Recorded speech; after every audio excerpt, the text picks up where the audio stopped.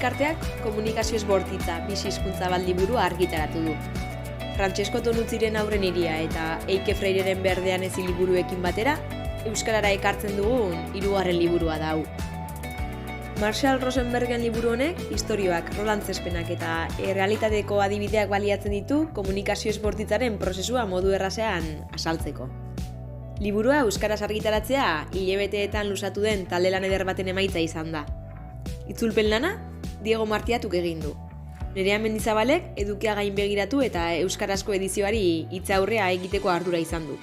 Oian esantzesena da azaleko ilustrazioa eta diseinua. Eta Lander Juaristik egin du prozesu osoaren koordinazioa eta jostelana.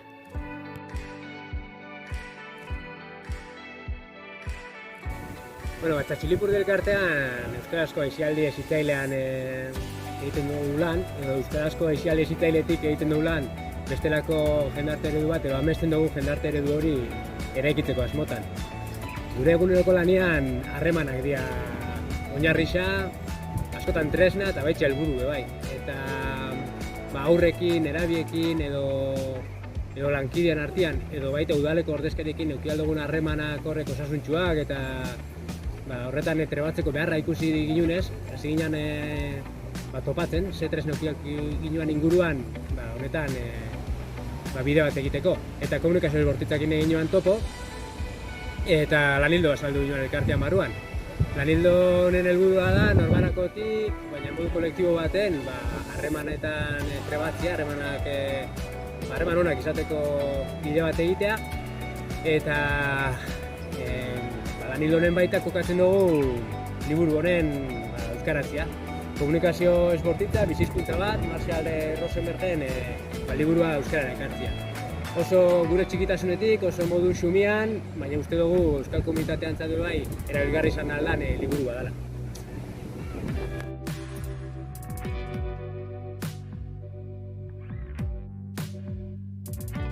Komunikazioz bortitzan erabilerari esker, gotekara datozen aurra, sentimendu eta beharrak identifikatzeko aukera daukie, emozioan txokoa baliatu.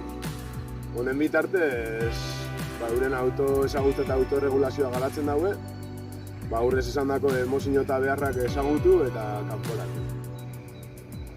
Komunikazioz bortitzai esker be, testuinguru esasuntzu bat sortzen da, gatazkak saiestuz eta komunikazio eraginkor bat albideratuz.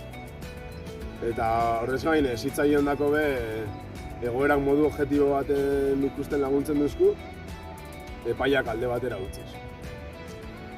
Nerabientzako zerbitzuetan, tratu onak bultzatzea eta elkarbizitzarako balioak sustatzea ezinbesteko elementu bihurtzen die, eta komunikazioz bortitzak horretan lagundu dozku. Zitzaien erabe eta nerabe sistemen arteko komunikazioa eraginkorragoa izeten, elkarren beharrak ulertzen eta elkarzaintzarako beharrezkoak dien limiteak bata besteei adierazten. Komunikazioz bortitzak gure seme-alabeekin kalitatezko harremanak edukitzeko tresnak eskaintzen dizkigu. Komunikazioz bortitzan helburua gure seme-alabeekin konektatzea da eta ez beraien jarrera aldatzea. Eta horretarako liburuan azaltzen daben prozesuan bitartez, egoera konkretu bakoitzean gertatzen zaiguna ulertzen saiatzen gea. Komunikazioz bortitzaren oinarrietako bat, norberaren beharren identifikazioan datza, eta zentzu horretan bulegoan hainbat neurri hartu ditugu, eta horietakoa da, zelan bulegoan egiten ditugun koordinazio bilera guztien hasieran, 15 minutu hartzen ditugu, rondatxo bat egiteko, ronda horretan zer moduz galderari erantzuteko, eta modu horretan egiten duguna da, taldearen beharren identifikazioa. Liburua eskuratzeko jarri harremanetan elkartearekin.